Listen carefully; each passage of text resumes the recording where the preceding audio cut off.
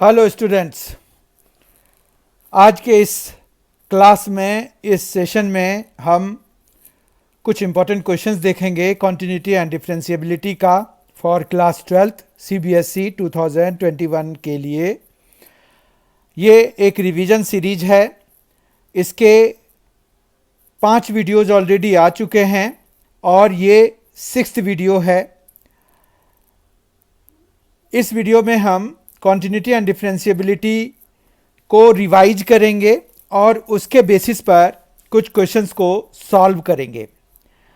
चूँकि 2021 का जो बोर्ड पेपर होना है वो अपने आप में यूनिक है। बहुत सारे तरीके से देखने के बाद हमें पता चलता है कि ये अपने आप में यूनिक एग्ज़ाम होना है, क्योंकि सिलेबस काफ़ी काट छाँट करके छोटा बना दिया गया है और चूँकि स्टूडेंट की सुविधा का ध्यान में रखा गया है और स्टूडेंट को असुविधाएं हुई हैं कोरोना के चक्कर में, तो उन्होंने सिलेबस कम किया बर्डन कम करने के लिए। तो वो तो सही है और करना भी चाहिए था उनको, और उन्होंने अपने काम को तो किया है। अब देखना होगा कि इसका रिजल्ट पे क्या इम्पैक्ट पड़ता है, क्या असर पड़ता है। उन्होंने समय भी ज़्यादा दे दिया। इस तरह से दोनों तरफ से स्टूडेंट को फ़ायदा देने का प्रयास किया गया है, स्टूडेंट को लाभ पहुंचाने का कार्य किया गया है। आज के इस सेशन में हम देखेंगे कि क्या कटा है इस सिलेबस जो 2021 का जो बोर्ड पेपर होना है सीबीएसई का, उसमें क्या क्या हमें पढ़ना है रिवीजन के दौरान। तो उसमें सबसे पहले देखिए, इंट्रोडक्शन तो हर एक का इंटीग्रल पार्ट होता है। इंट्रोडक्शन बेसिकली कॉन्टिन्यूटी होता क्या है, डिफरेंशिएबिलिटी क्या होता है, उसी के बारे में है, या कहिए कि इसके एप्लीकेशंस के बारे में हम देखते हैं। तो अगर हम देखें तो कॉन्टिन्यूटी एंड डिफरेंशिएबिलिटी जो है वो कैलकुलस का लगभग इंट्रोडक्शन है कि कोई भी फंक्शन है वो कॉन्टिन्यूअस है तो उसका क्या मतलब है कि जब हम ग्राफ बनाएंगे तो वो बिना ब्रेक का ग्राफ बन जाएगा। तो एक तरह से जो कंटिन्यूटी में हम चेक करने के लिए कि कोई भी फंक्शन कॉन्टिन्यूअस है या नहीं है, तो अलजेब्रिक मेथड यूज़ करते हैं ये पता करने के लिए कि जब हम उसका ग्राफ बनाएंगे तो वो ग्राफ बिना ब्रेक के होगा या उसमें कोई ब्रेक होगा।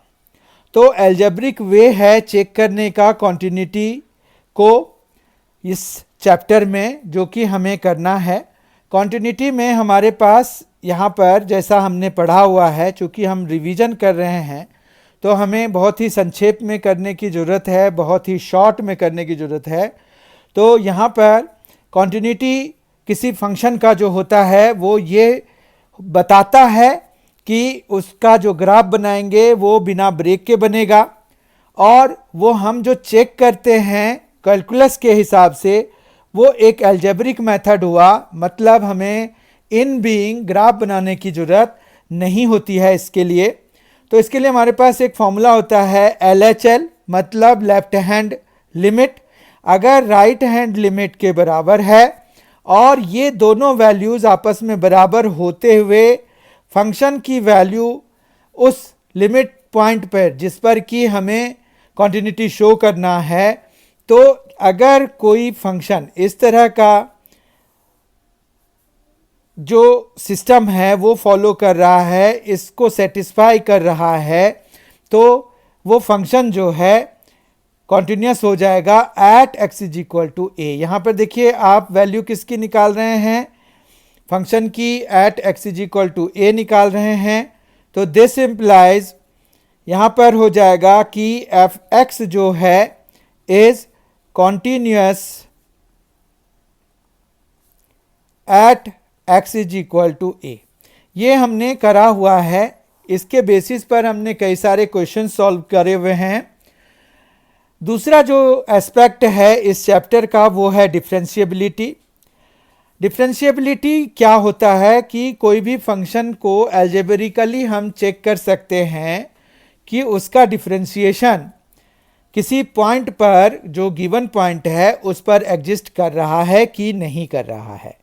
तो ये भी लिमिट जैसा ही है, अगर आप ध्यान दें तो ये लिमिट जैसा ही है। इसको भी हम जैसे कॉन्टिन्यूटी जैसा हो गया, क्योंकि कॉन्टिन्यूटी में भी हमने इन बीइंग ग्राफ नहीं बनाए, लेकिन हमें अलजेब्रिक तरीके से चेक कर लिया कि जब हम ग्राफ बनाएंगे तो what kind of graph we are going to obtain in that case.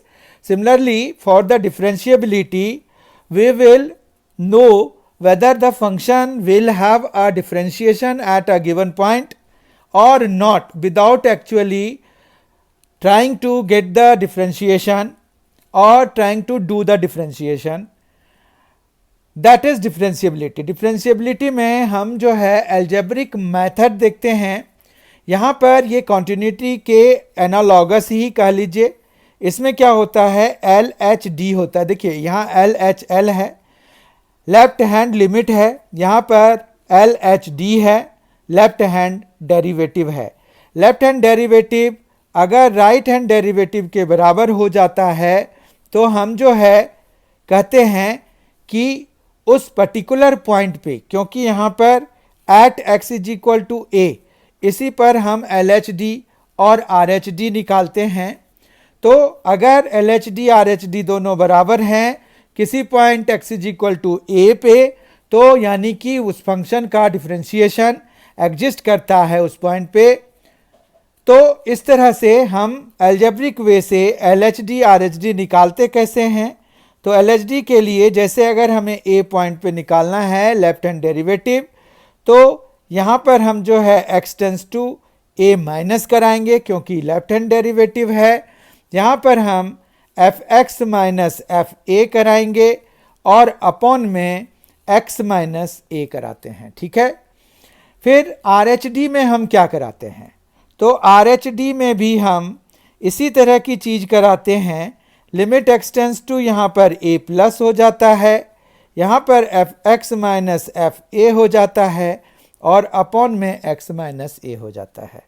अगर ये दोनों बराबर हैं हमारे पास, तो ए पॉइंट पर फंक्शन जो है डिफरेंशिएबल है, अदरवाइज उसका डिफरेंशिएशन एग्जिस्ट नहीं करता है। उस केस में हम कहते हैं कि function is not differentiable at x is equal to a. ये तब जब ये L H D R H D आपस में बराबर नहीं होंगे तब, ठीक है। अगर बराबर हैं तो वो डिफरेंशिएबल है। एक्सपोनेंशियल एंड लॉगरिथमिक फंक्शन को उन्होंने स्पेसिफाई किया हुआ है अलग से इस चैप्टर में, तो हमें वो करने की ज़रूरत है। एक्सपोनेंशियल फंक्शन बेसिकली आप f x is equal to, जो सबसे बेसिक एक्सपोनेंशियल फंक्शन है वो तो ई एक्स ही है, लेकिन ये जो है आपका ए एक्स या कोई भी कांस्टेंट की पावर में एक्स हो सकता है, लाइक 5 पावर एक्स। तो ये भी जो है हमारे पास एक्सपोनेंशियल फंक्शन ही है और ये फंक्शन को उन्होंने इंट्रोड्यूस किया हुआ है। और इसका डिफरेंशिएशन जो है अगर हम देखें तो F dash x exponential x का एक्सपोनेंशियल एक्स ही हो जाता है। ए पावर एक्स का जो होगा वो ए पावर एक्स इंटू लॉग ए हो जाता है, जबकि 5 पावर एक्स का जो डिफरेंशिएशन कराएंगे तो 5 पावर एक्स इंटू लॉग 5 हो जाता है, ठीक है। इसका डिफरेंशिएशन ये हो जाएगा, इसका ये हो जाएगा और ई एक्स का ई एक्स ही हो जाएगा। और chain rule will be applicable है, चेन रूल एप्लीकेबल होता है यहाँ पर, ठीक है। इसका जो दूसरा अगर आप देखिए तो एक्सपोनेंशियल तो है ही, साथ में हमारे पास लॉगरिथमिक फंक्शंस का भी इंट्रोडक्शन करना है। लॉगरिथमिक फंक्शन में हम जो है कैसे लिखते हैं, जैसे मान रखिए कि आपके पास लॉगरिथमिक फंक्शन लिखना है, तो लॉगरिथमिक फंक्शन के लिए हम इस तरह से लिख सकते हैं,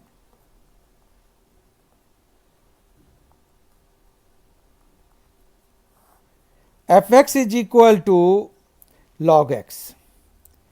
अब अगर हमने यहाँ पर कुछ भी नहीं लिखा, यानी कि बेस हमारा एक्सपोनेंशियल है, एक्सपोनेंशियल बेस को नेचुरल बेस भी कहते हैं, ठीक है, नेचुरल बेस कहते हैं। तो ये आप ध्यान रखिए कि जब भी कैलकुलस में आप लॉगरिथमिक फंक्शन डील करेंगे तो अगर आपको बेस एक्सपोनेंशियल नहीं देके कुछ और दिया हुआ है तो आपको उसको एक्सपोनेंशियल बेस में चेंज करना पड़ेगा और फिर आप उसका डिफरेंशिएशन करते हैं। तो अगर हम इसका डिफरेंशिएशन करेंगे तो हमें क्या मिलेगा? हमें मिलेगा f dash x is equal to, dash तो हम बोल देते हैं, ये प्राइम का सिंबल होता है, तो ये डिफरेंशिएशन हो गया।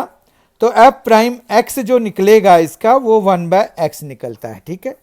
लेकिन अगर आपको कुछ दूसरा दिया हुआ है, बेस ई नहीं है, तो आपको उसको चेंज करना पड़ेगा और वो चेंज ऑफ बेस वाला फॉर्मूला जो होता है वो होता है कि अगर मान रखिए हमें ए बेस दे दिया गया है और x है, ये y इज इक्वल टू के बराबर है। क्वेश्चन है कि इसको आपको डिफरेंशिएट करना है, डेरिवेटिव निकालना है, ठीक है। तो हम इसको कैसे करेंगे? तो इसके लिए हमें पहले इसको थोड़ा सुटेबली मॉडिफाई करना पड़ेगा। यहाँ पर चेंज ऑफ बेस फॉर्मूले में क्या होता है, आप log x यहाँ पर e बेस हो जाएगा और ये जो a है वो भी आपका यहाँ पर log a और बेस e हो जाएगा, ठीक है। अब क्या हुआ कि ये जो है एक कांस्टेंट की तरह काम करेगा आपका, ठीक है, ये एक कांस्टेंट की तरह काम करेगा। जब आप इसको डिफरेंशिएट कराएंगे तो आप कांस्टेंट को रहने देंगे, मतलब dy/dx अगर निकालना है तो 1/log a रहने दीजिए और आप सिर्फ log x का कीजिए जिसका कि बेस e है और उसका होता है 1/x। इस तरह से आपको जो आया है वो dy/dx है, ठीक है, समझ में आ गया होगा। तो जब चेंज ऑफ बेस की जरूरत पड़ेगी, कब? जब आपका एक्सपोनेंशियल बेस ना देके कोई दूसरा बेस होगा, ठीक है। अब जो है नेक्स्ट जो पॉइंट है हमें जो करना है वो है लॉगरिथमिक डिफरेंशिएशन। लॉगरिथमिक डिफरेंशिएशन जो है बहुत ही इंपॉर्टेंट होता है from examination point of view. एक क्वेश्चन लगातार कई बार कितने सालों तक आते रहे हैं, तो एक क्वेश्चन लॉगरिथमिक डिफरेंशिएशन का तो प्रिपेयर कर ही लीजिए आप। इस बारी भी वो उसी तरह से एक्सपेक्टेड है जैसे प्रीवियस ईयर्स में आए हैं और उस समय थे, और मुझे लग रहा है कि आने वाले समय में भी जब अगर सिलेबस में ये रहेगा तो ये पूछा जाएगा, क्योंकि ये बहुत ही इम्पॉर्टेंट होता है। तो लॉगरिथमिक डिफरेंशिएशन बहुत ही इम्पॉर्टेंट है जिसमें कि हम लॉग ले लेते हैं और फंक्शन को हम डिफरेंशिएट करने का प्रयास करते हैं। ये आप सबों ने बहुत अच्छे से किया होगा। अगर नहीं किया है तो लॉगरिथमिक डिफरेंशिएशन जो है उसकी एक पूरी वीडियो है M&C एजुकेशन चैनल पर। मैथ्स फॉर क्लास 12th का जो प्लेलिस्ट है उसमें जब आप जाएंगे तो वहाँ पर जो चैप्टर 5 का के बहुत सारे वीडियोज़ हैं, उनमें से एक वीडियो लॉगरिथमिक डिफरेंशिएशन का है। उसमें कुछ एग्जाम्पल्स लेके भी सॉल्व किए गए हैं, तो आप ज़रूर देखिए उसको।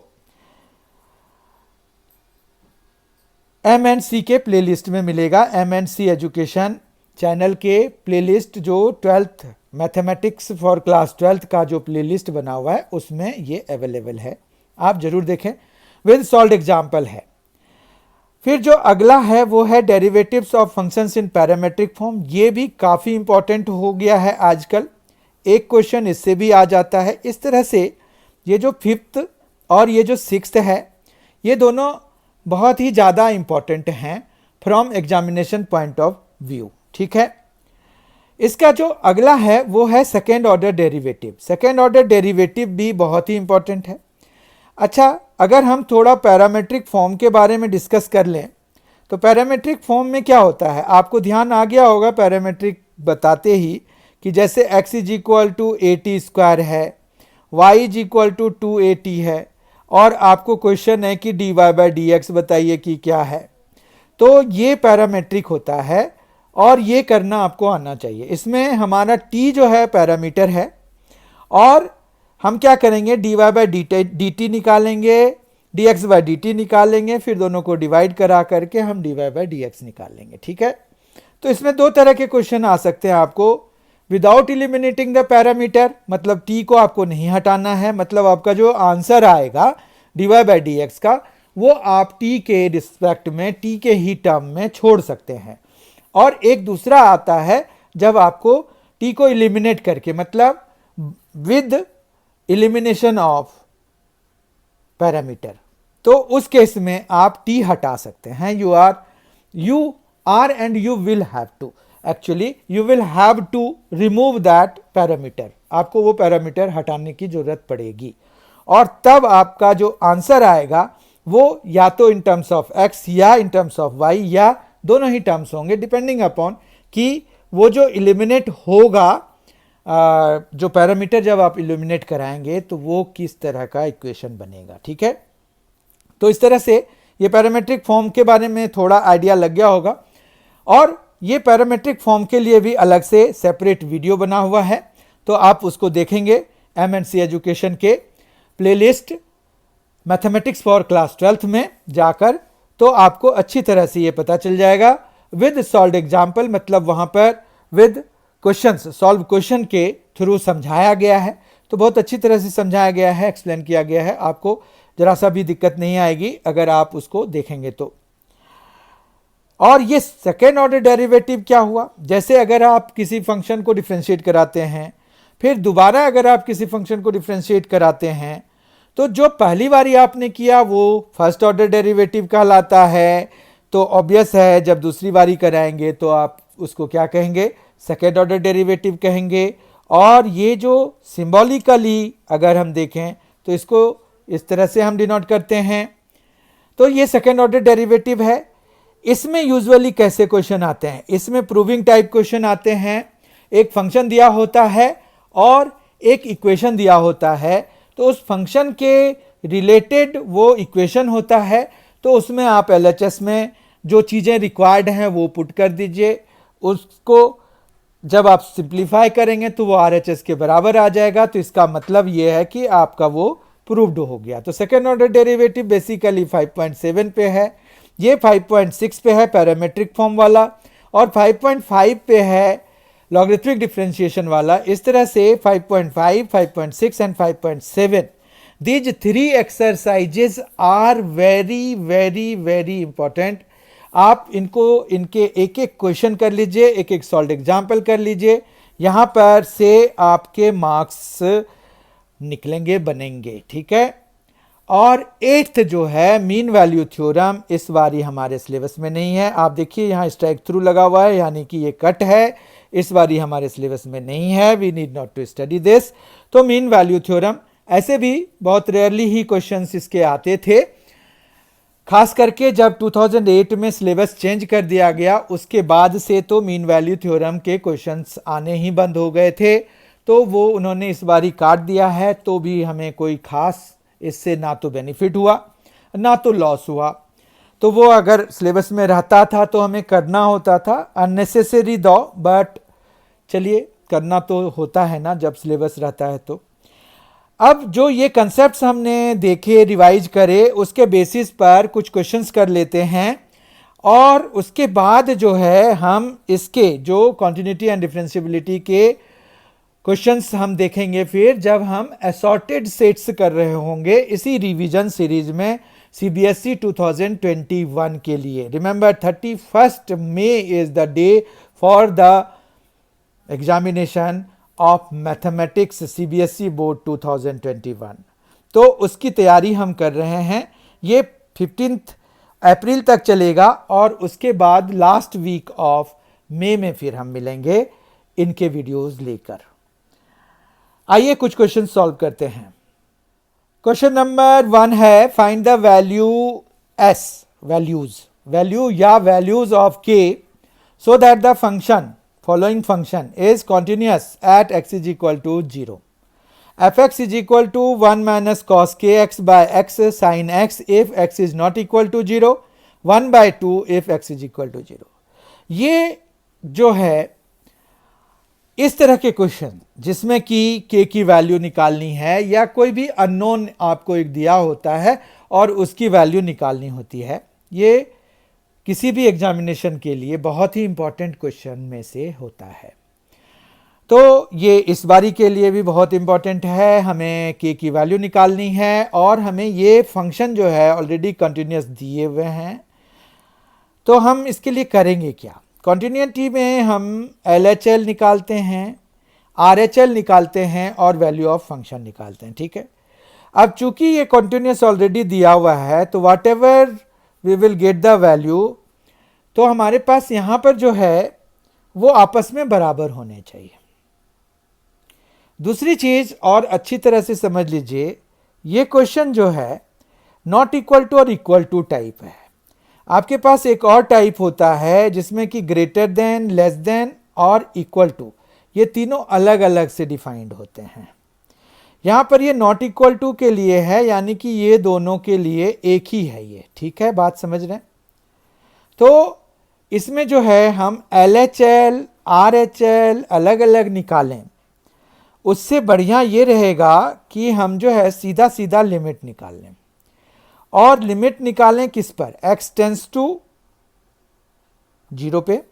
ठीक है, और यहां पर जो है हम 1 माइनस कॉस के एक्स कर लें और अपॉन में x साइन x कर लें। ठीक है, तो हम जो यहाँ पर वैल्यू निकालने की कोशिश करेंगे, मतलब लिमिट, हम लिमिट के लिए सॉल्व करेंगे। लिमिट हम निकाल रहे हैं ना बेसिकली, ये क्यों निकाल रहे हैं, क्योंकि हमारे पास ये दोनों नहीं है, हमारे पास ये है। ठीक है, तो जब इस तरह का होता है तो हम सीधा सीधा लिमिट निकाल करके और उसको फिर हम वैल्यू ऑफ फंक्शन, जो कि देखिए if x is equal to 0, यानी कि ये आपको f0 ऑलरेडी दे दिया 1/2, और जो लिमिट आएगा वो दोनों आपस में इक्वेट करा देंगे और हमें k की वैल्यू निकल आएगी। ठीक है, अब बात है कि इसकी लिमिट हम निकालेंगे कैसे। तो लिमिट निकालने के लिए हम लिमिट x टेंस टू 0 लिखते हैं, 1 माइनस कॉस के एक्स का फॉर्मूला लिखेंगे जो कि होता है 2 साइन स्क्वायर kx/2 और अपॉन में है x साइन x। ठीक है, अब अगर हम देखें तो हमारे पास यहाँ पर limit x tends to 0 is okay, 2 is okay, sine kx/2, एक देखिए यहाँ स्क्वायर है ना, तो हम एक ले लेते हैं, साइन kx/2 ले लेते हैं और उसके नीचे हम x लगा देते हैं। दूसरा हम साइन kx/2 फिर से लेंगे और अपॉन में साइन x ले लेंगे। ठीक है, अब देखिए यहाँ पर हमें 2-3 काम करने हैं बेसिकली। एक तो इस पर की लिमिट निकल जाए, लिमिट निकालने के लिए हम sine x/x limit x tends to 0 वाला फॉर्मूला लगाएंगे, लेकिन बात यह है कि यहाँ पर kx/2 है तो हमें यहाँ पर भी kx/2 की ज़रूरत होगी, तो ये k/2 से हम मल्टीप्लाई करा देंगे। तो k/2 से जब मल्टीप्लाई कराएंगे तो हमें यहाँ पर भी k/2 से मल्टीप्लाई कराने की ज़रूरत होगी। बात समझ रहे हैं, ताकि ये कॉम्पनसेट हो जाए, कैंसिल होके अब ये क्या हो जाएगा, यहाँ से यहाँ तक ये 1 हो जाएगा। ठीक है, बात समझ रहे हैं, कोई प्रॉब्लम नहीं है। अब यहाँ पर आ जाइए, साइन kx/2 है और यहाँ पर साइन x है, तो पहली बात इसको भी हमें x से डिवाइड कराना पड़ेगा और इसको भी x से डिवाइड कराना पड़ेगा। तो ये तो ठीक हो गया, साइन x/x जो है लिमिट x टेंस टू 0 के लिए 1 हो जाएगा। ठीक है, पर यहाँ पर x से डिवाइड कराया, देखिए दोनों को हम करा रहे हैं ना, तो कोई फर्क नहीं पड़ेगा। बहुत अच्छे से समझ लीजिए, इसको डिवाइड जो कराया इसमें कुछ मॉडिफिकेशन की आवश्यकता है। kx/2 है तो यहाँ पर kx/2, अब k/2 से हमने मल्टीप्लाई कराया। ठीक है ना, तो हम जो है बेसिकली इसको डिवाइड करा रहे हैं तो हमें मल्टीप्लाई भी कराना पड़ेगा k/2 से। बहुत ध्यान से समझिए इस चीज़ को, k/2 मतलब ये तो अपॉन में है ना, ये इसके अपॉन में है तो वो एक तरह से डिनोमिनेटर में है, इसीलिए हमने k/2 से डिनोमिनेटर में मल्टीप्लाई करा दिया। अब इस चक्कर में क्या हुआ, ये 1 हो गया और ये भी 1 हो गया, तो हमारे पास जो बचा वो क्या बचा, एक तो ये 2 बचा, फिर हमारे पास ये 1 हो गया, फिर यहाँ पर k/2 बचा, फिर ये भी 1 हो गया और ये भी 1 हो गया और ये k/2 हो गया। एक 2 कैंसिल करा दीजिए तो हमारे पास यहाँ पर आ गया k²/2। ठीक है, फिर हमें करना कुछ खास काम नहीं है, हम सीधा सीधा लिखेंगे कि since f(x) is continuous at x is equal to 0, so limit x tends to 0 f x is equal to f0 हो जाएगा। इस हिसाब से क्या आ गया, k स्क्वायर बाय 2 जो है वो f0 मतलब 1/2 के बराबर हो गया, तो k square is equal to 1 हो गया। अब k स्क्वायर अगर 1 है तो k हमारा क्या आ जाएगा, +-1। तो हमारा फाइनल आंसर फिर क्या होगा कि अगर k की वैल्यू +-1 है तो जो गिवन फंक्शन है वो कंटिन्यूअस है। इसीलिए उन्होंने कहा था वैल्यू और फिर वैल्यूज, वैल्यू या वैल्यूज, अगर एक है तो एक वैल्यू लिखिए, अगर ज़्यादा आ रहे हैं तो आप ज़्यादा लिखिए, और ये हमारा ज़्यादा है, k इज इक्वल टू +-1, दोनों ही वैल्यूज हमारे लिए सही है। ठीक है, क्वेश्चन नंबर 2 पर आ रहे हैं। Prove that the greatest integer function defined by f x is equal to greatest integer function x, ये स्क्वायर ब्रैकेट में लिखा जाता है ग्रेटेस्ट इंटीजर फंक्शन को, 0 से 2 के बीच में है, is not differentiable at x is equal to 1। Actually एक नॉर्मल सी बात और जान लीजिए आप, ये जो ग्रेटेस्ट इंटीजर फंक्शन होता है, तो कोई भी ग्रेटेस्ट इंटीजर फंक्शन ले लीजिए, वो किसी भी इंटीजर पर, इंटीग्रल पॉइंट पे, मतलब जो x की वैल्यू अगर इंटीजर हम लेंगे तो वहाँ पर वो डिफरेंशिएबल नहीं होते हैं। ठीक है, तो हम जो है इसको जैसे सॉल्व करना चाहेंगे, तो नॉट डिफरेंशिएबल है तो हम यहाँ पर LHD लेंगे। LHD हम लेंगे limit x tends to 1 minus, क्योंकि हमें 1 पे पता करना है, तो 1 माइनस ले लिया। fx तो हमारा ग्रेटेस्ट इंटीजर फंक्शन x ही है, 1 पे तो 1 ही आएगा और नीचे x-1 आएगा। अब देखिए यहाँ पर क्या होता है कि लिमिट h टेंस टू 0 में हमें चेंज करना होता है, तो वो जब हम करेंगे तो यहाँ पर x को हमें 1 जो लिमिट है -h से रिप्लेस कराना होता है। ठीक है, और ये चूंकि एक इंटीजर है तो ग्रेटेस्ट इंटीजर फंक्शन में इसकी वैल्यू 1 ही आएगी, और यहाँ पर भी 1 -h-1, ये 1 इससे कैंसिल हो जाएगा। अब 1 -h जो ग्रेटेस्ट इंटीजर फंक्शन में वैल्यू देता है वो देता है 0। ठीक है, तो यहाँ पर लिमिट h टेंस टू 0 हो गया, और ये 1 -h है और ग्रेटेस्ट इंटीजर फंक्शन लगा हुआ है, तो 1 से जो जस्ट छोटा इंटीजर होगा वो आंसर होगा इसका, तो वो 0 होता है, तो यहाँ 0 आएगा। बहुत ध्यान से समझिए कि ऐसा क्यों हो रहा है। अगर यहाँ 2 -h होगा तो इससे आंसर निकलेगा 1, 3 -h रहेगा तो इससे आंसर निकलेगा 2, और -1, यहाँ -1 -h रहेगा तो इसका आंसर निकलेगा -2। ठीक है, तो ये अपने से जस्ट छोटा वाला इंटीजर दे देता है अगर हम समथिंग कोई इंटीजर -h ले रहे हैं तो अभी 1 -h है, 1 से छोटा इंटीजर 0 होता है तो वो ले लिया, और -1 तो है ही हमारे पास ये वाला, और -h। ठीक है, इतना समझ में आ गया। अगर आप देखें तो 0 -1 इज -1 बाय -h, -1 काट दीजिए, 1/h बेसिकली ये नॉट डिफाइंड हो गया। ठीक है बात। अब हम RHD निकालते हैं। RHD जब निकालेंगे तो यहाँ पर limit x tends to 1 plus कराएंगे, यहाँ पर तो फंक्शन ही लेना है ना, ग्रेटेस्ट इंटीजर फंक्शन, ये 1 हो जाएगा, यहाँ पर x-1 हो जाएगा, यहाँ पर आएगा लिमिट h टेंस टू 0। यहाँ जो है RHD के केस में x को हम लिमिट +h से रिप्लेस कराते हैं, तो 1 + h से रिप्लेस कराएंगे, माइनस ये ग्रेटेस्ट इंटीजर फंक्शन में 1 ही हो जाएगा, ये 1 + h और ये -1 और 1 कैंसिल हो जाएगा। यहाँ पर अगर देखिए 1 + h में हमें क्या मिलेगा, वही सेम इंटीजर ही मिल जाता है, उस पर कोई फ़र्क नहीं पड़ेगा। 1 + h से हमें 1 मिल जाएगा, जैसे 2 + h से 2 मिल जाएगा, 3 + h से 3 मिल जाएगा, -1 + h से -1 ही रहेगा। तो इसी तरह से उस इंटीजर पे कोई फ़र्क नहीं पड़ा, ये आ गया। तो ये अगर देखिए तो ये 0 आ रहा है, क्योंकि 1 - 1 0 हो गया। 0/h कराएंगे पहले, उसके बाद लिमिट निकालेंगे ना, तो लिमिट निकालने के लिए कुछ बचेगा ही नहीं, तो एक 0 आ गया और एक नॉट डिफाइंड आ गया, यानी कि ये दोनों बराबर नहीं है। तो हम क्या लिखेंगे, since LHD is not equal to RHD at x is equal to 1. So fx is not differentiable at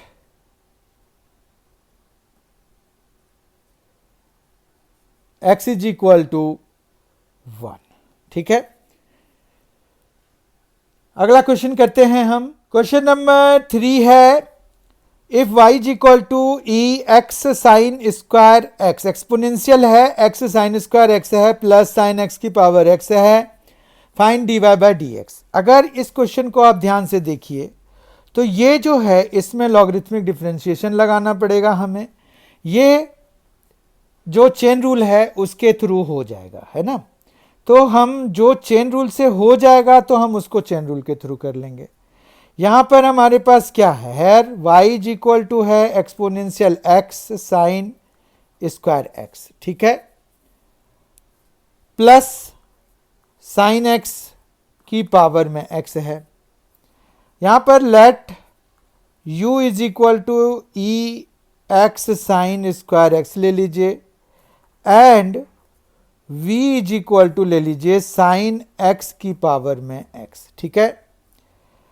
इसमें जो है हम डायरेक्टली निकालेंगे, therefore d u by d x is equal to हो जाएगा. देखिए एक्सपोनेंशियल वाले में ना एक बारी तो ये सेम एज इट इज आ जाता है, ठीक है. उसके बाद हमें x साइन स्क्वायर x का डिफ्रेंशिएशन करने की जरूरत पड़ेगी. फिर ये हो जाएगा ई एक्स साइन स्क्वायर x. अब यहाँ पर प्रोडक्ट रूल लगेगा क्योंकि ये दो फंक्शंस का प्रोडक्ट है और इसका डिफ्रेंशिएशन करना है. तो यहाँ पर x का तो 1 हो जाएगा, साइन स्क्वायर x बारी कॉपी कर लेते हैं, प्लस डालते हैं, x को रहने दीजिए. साइन स्क्वायर x का जब डिफ्रेंशिएशन कराएंगे तो पहले PTA लगेगा, 2 पावर सामने आ गया, एक पावर कम करके हम इसको साइन स्क्वायर x की बजाय साइन x लिखेंगे. फिर अब ट्रिगोनोमेट्रिक रेशियो साइन x है, उसका डिफ्रेंशिएशन होता है कॉस x, तो वो लिखेंगे. और एंगल x है तो उसका डिफ्रेंशिएशन 1 होता है, वो लिख देंगे, ठीक है. इतना समझ में आ गया होगा. यहाँ पर PTA मतलब power, trigonometric ratio and angle, ये हमने लगाया यहाँ पर. ई एक्स साइन स्क्वायर x ये आ गया. अब इसको बस सिंप्लीफाई करके लिखना है, साइन स्क्वायर x हो गया प्लस ये है x और ये है 2 sine x into cos x, जिसको कि हम साइन 2x लिख सकते हैं, ठीक है बात. तो हम इसको x इंटू साइन 2x लिख देते हैं. इसको हम इक्वेशन 1 सपोज कर लेते हैं, ठीक है. अब हम v पे आते हैं. v यहाँ पर वेरिएबल पावर वाला है तो हम यहाँ पर लॉगरिथमिक डिफरेंशिएशन लगाएंगे, ठीक है. तो यहाँ पर v को अगर हम लॉग लगाएंगे दोनों साइड तो log v is equal to क्या हो जाएगा, 9 करके लिख सकते हैं. Log v is equal to log sine x की पावर में x और log v is equal to x log sine x हो जाएगा. क्योंकि लॉग की एक प्रॉपर्टी होती है कि लॉग m पावर n है अगर तो n सामने में आ जाता है और लॉग m हो जाता है, ठीक है. अब आप डिफ्रेंशिएट कराइए तो लॉग v का क्या हो जाएगा, 1 by v into d v by d x हो जाएगा, इज इक्वल टू. यहाँ पर देखिए आप, यहाँ पर क्या हमें प्रोडक्ट रूल लगाने की ज़रूरत है, तो बिल्कुल है, क्योंकि ये प्रोडक्ट ऑफ 2 फंक्शंस हैं, एक x है और एक लॉग साइन x है. तो हम x का अगर करेंगे तो 1 आ जाएगा. इस बारी हमें लॉग साइन x को कॉपी करना पड़ेगा, प्लस डालेंगे, x कॉपी कर लिया, लॉग साइन x का जब करेंगे तो 1 by sign x into cos x. Log का होता है ना 1 बाय, तो 1 बाय हो जाएगा यहाँ पर जो भी है, जैसे लॉग x होगा तो 1 बाय x हो जाता है, तो लॉग साइन x का क्या हो जाएगा, 1 बाय साइन x हो जाएगा. लेकिन ये अब x के बराबर तो है नहीं, तो हम जो है इसके डिफ्रेंशिएशन से इसको मल्टीप्लाई कराएंगे और इस रूल को हम चेन रूल कहते हैं. तो ये 1 by sign x into cos x हो जाएगा, जो कि जब हम सिंप्लीफाई करके लिखेंगे तो ये कॉट x में चेंज हो जाएगा. इस तरह से 1 by v into d v by d x is equal to, ये हो गया log sine x plus x into cot x. ठीक है, उसके बाद v को भी उधर ले जाने की आवश्यकता है, ज़रूरत है। तो d v by d x is equal to हो जाएगा हमारे पास, v से मल्टीप्लाई हो जाएगा उधर जाके, और log sine x plus x cot x हो जाएगा। v की जगह पे हम क्या लिखेंगे, v है साइन एक्स की पावर x, ठीक है ना, यही है ना v। तो साइन x की पावर में x लिख दीजिए, log sine x plus x cot x हो जाएगा। ठीक है, इतना समझ में आ गया। अब इसको 2 मान लीजिए और इक्वेशन 1 और इक्वेशन 2 को आप मिला दीजिए और फाइनल आंसर आ जाएगा आपके पास। क्यों? क्योंकि y इज इक्वल टू क्या था, u प्लस वी था। Since y is equal to u plus v, hence dy by dx is equal to du by dx plus dv by dx। अब जो है du बाई dx हमारे पास आया था ex sign square x के साथ में sine square x plus x sine 2x, जबकि dv बाई dx ये आया हुआ है, तो प्लस यही वाला कॉपी करना है, साइन x की पावर में x log sine x plus x cot x, और यही हमारा आंसर हो जाएगा। क्वेश्चन नंबर 4 है, क्वेश्चन नंबर 4 है, if x is equal to a sec theta y is equal to b tan theta find d2y over dx square at x is equal to pi by 6। Very easy question, बहुत ही आसान question है और ये parametric differentiation से related है।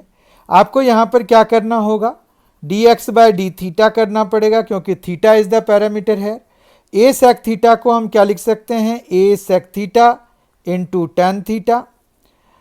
dy by d theta अगर हम देखें तो dy बाई डी थीटा हमारे पास हो जाएगा b सेक स्क्वायर थीटा। ठीक है, उसके बाद हमें dy बाई डी एक्स निकलेगा जब हम इन दोनों को, इसको और इसको, तो जब हम इक्वेशन 2 को इक्वेशन 1 से डिवाइड कराएंगे तो dy बाई डी एक्स निकलेगा। वो इस वजह से कि हम इसको dy बाई डी थीटा और dx बाई डी थीटा लिख सकते हैं। dy बाई डी थीटा जो है b सेक स्क्वायर थीटा लिखेंगे, जबकि ये a sec theta into tan theta लिखेंगे। सेक थीटा से सेक थीटा का जो स्क्वायर है वो कैंसिल हो जाएगा, तो dy बाई डी एक्स हमारे पास b बाई ए, और सेक थीटा को हम 1 बाई कॉस थीटा लिख सकते हैं, जबकि टेन थीटा को हम sine theta by cos theta लिख सकते हैं। ये कॉस थीटा भी कैंसिल हो जाएगा, तो b by A into 1 by sine theta अब आ जाएगा। अब b बाय ए तो वही रहेगा और 1 बाय साइन थीटा को हम कॉसेक थीटा लिख सकते हैं। अब अगर हमें फिर से डिफ्रेंशिएट करना है, क्यों करना है फिर से डिफ्रेंशिएट, क्योंकि हमें d2y ओवर dx स्क्वायर निकालना है। देखिए d2y ओवर dx स्क्वायर निकालना है तो हमें यानी कि इसको फिर से डिफ्रेंशिएट करने की ज़रूरत पड़ेगी dy बाई dx को। तो d2y ओवर dx स्क्वायर जो होगा वो होगा b by a, cosec theta को हम minus cosec theta into cot theta लिखते हैं। लेकिन अभी यहाँ देखिए आप गौर से, here it is a twist, कि हम जो डिफ्रेंशिएशन कर रहे हैं वो हम x के रिस्पेक्ट में कर रहे हैं।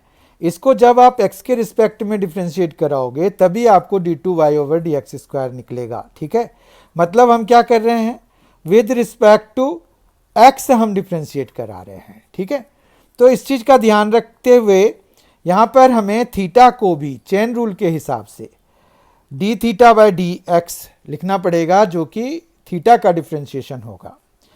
ये बहुत बड़ा इश्यू नहीं है, क्योंकि हम जो है माइनस को बाहर कर देंगे, बी बाय ए लिख देंगे, cosec theta into cot theta into d theta by d x के लिए बहुत ज़्यादा दूर जाने की ज़रूरत नहीं है।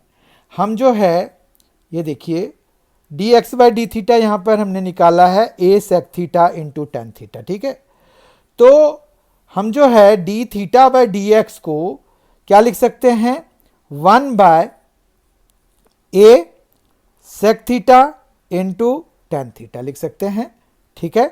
समझ में आया, क्योंकि d x by d theta है a sec theta into tan theta, तो d theta by d x उसका रेसिप्रोकल हो जाएगा, यानी कि 1 by a sec theta into tan theta हो जाएगा, ठीक है। तो माइनस बी बाय ए हो गया। कॉसेक थीटा को क्या लिखेंगे, 1 by sine theta.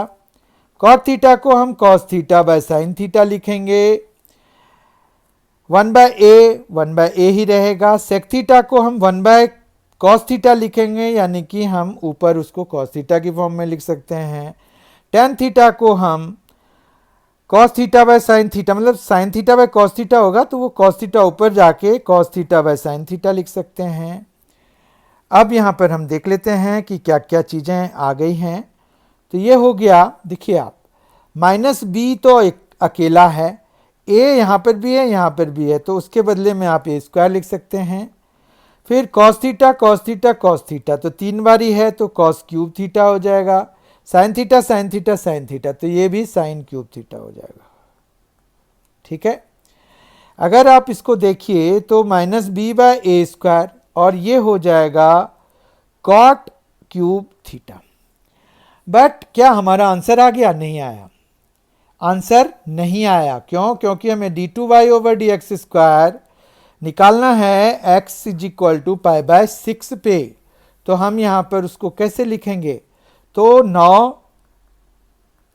D two y over d x square at x is equal to pi by 6 is equal to minus b by a square cot cube pi by 6।